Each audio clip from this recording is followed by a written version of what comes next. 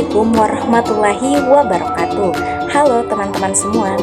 Seorang teman saya lulus kuliah dengan nilai terbaik, namun saat mulai bekerja ia kesulitan karena banyak keterampilan yang tidak diajarkan di sekolah. Mengapa ini bisa terjadi? Jawabannya ada pada bagaimana kita mengembangkan kurikulum sesuai perkembangan masyarakat. Kali ini saya menjelaskan mengenai pengembangan KTSP dan kurikulum yang diperbarui sesuai dengan perkembangan masyarakat. Pengembangan kurikulum adalah prosedur umum dalam kegiatan mendesain, menerapkan, dan mengevaluasi suatu kurikulum.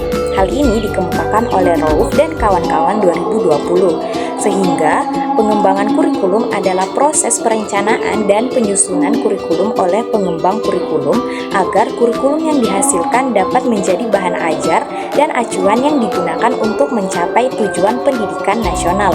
Nah, kurikulum ini bisa dikembangkan pada beberapa tingkat, mulai dari tingkat nasional hingga bagian terkecil dari pembelajaran. Tingkat nasional, kurikulum dikembangkan oleh pemerintah sebagai standar pendidikan yang berlaku di seluruh negeri. Ini mencakup aturan tentang mata pelajaran apa saja yang harus diajarkan, kompetensi apa yang harus dicapai oleh siswa, serta bagaimana pembelajaran harus dilakukan secara umum. Misalnya, di Indonesia, pemerintah menetapkan kurikulum nasional seperti kurikulum 2013 atau kurikulum merdeka yang berlaku di semua sekolah. Kemudian, di tingkat lembaga atau sekolah, kurikulum dapat disesuaikan agar lebih relevan dengan kebutuhan siswa dan lingkungan sekitar. Sekolah bisa menambahkan program khusus seperti muatan lokal, ekstrakurikuler, atau metode pengajaran yang lebih sesuai dengan kondisi mereka. Selain itu, ada juga pengembangan kurikulum di tingkat bidang studi atau mata pelajaran tertentu.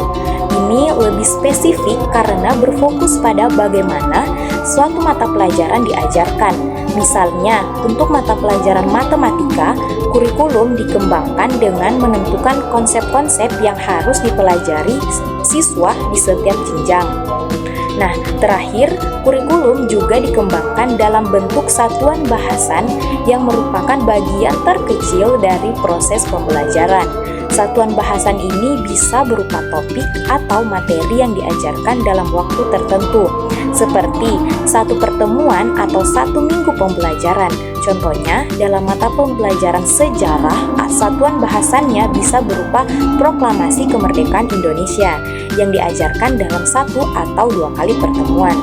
Nah, dengan adanya pengembangan kurikulum di berbagai tingkat ini, pendidikan bisa lebih terarah dan sesuai dengan kebutuhan peserta didik. Tahun 2006, pemerintah Indonesia menerapkan KTSP, sebuah kurikulum yang memberi keleluasaan kepada sekolah untuk menyusun materi pembelajaran. Namun, setelah bertahun-tahun berjalan, kurikulum ini akhirnya digantikan. Apa yang sebenarnya terjadi?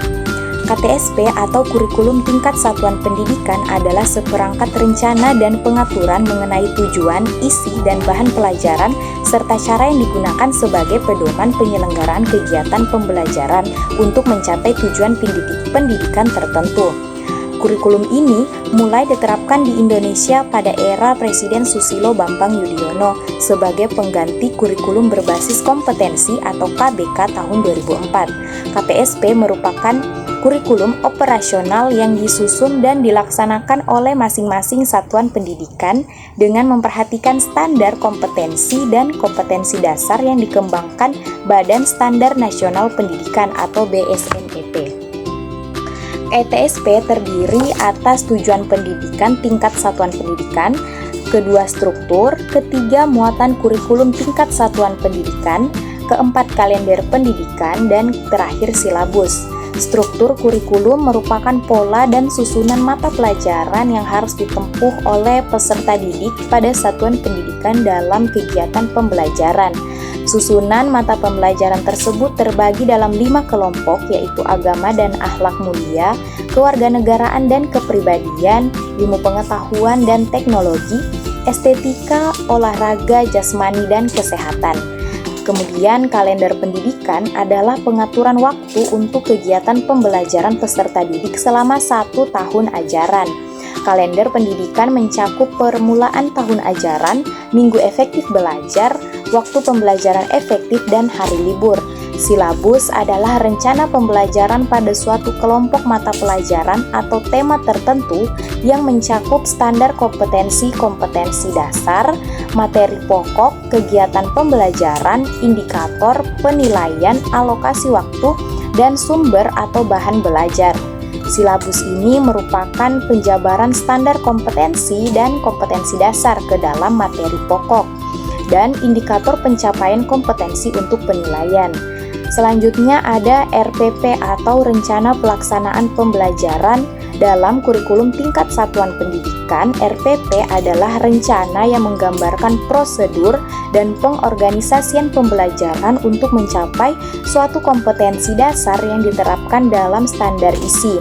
Fungsi RPP yaitu sebagai acuan bagi guru untuk melaksanakan kegiatan pembelajaran agar lebih terarah dan berjalan secara lebih efektif dan efisien. KTSP 2006 akhirnya digantikan oleh kurikulum 2013 karena berbagai tantangan dalam implementasinya. Salah satu alasan utama adalah kurangnya standarisasi antar sekolah. KTSP memberikan kebebasan kepada sekolah untuk menyusun kurikulumnya sendiri, tapi dalam praktiknya tidak semua sekolah mampu melakukannya dengan baik. Akibatnya terjadi kesenjangan kualitas pendidikan antara sekolah-sekolah di daerah maju dan daerah tertinggal. Selain itu, KTSP membebani guru karena mereka harus menyusun silabus dan perangkat pembelajaran sendiri. Banyak guru yang belum memiliki pelatihan memadai untuk melakukan tugas ini, sehingga hasilnya tidak selalu optimal. Meskipun K13 juga menghadapi tantangan dalam penerapannya, perubahan ini merupakan langkah untuk menyempurnakan sistem pendidikan agar lebih relevan dengan perkembangan zaman dan kebutuhan masyarakat. Hingga saat ini, dua kurikulum nasional masih berlaku, yaitu kurikulum 2013 atau biasa kita sebut dengan K13 dan kurikulum Merdeka. Pemerintah menekankan bahwa tidak ada perubahan kurikulum baru dalam waktu dekat, dan kedua kurikulum tersebut tetap dapat digunakan sesuai kebutuhan dan kesiapan sekolah. Pemerintah terus mendorong penerapan kurikulum Merdeka dengan memberikan pendampingan dan pelatihan kepada guru serta satuan pendidikan. Tujuannya adalah memastikan bahwa implementasi kurikulum dapat berjalan efektif dan memberikan manfaat maksimal bagi peserta didik di seluruh Indonesia.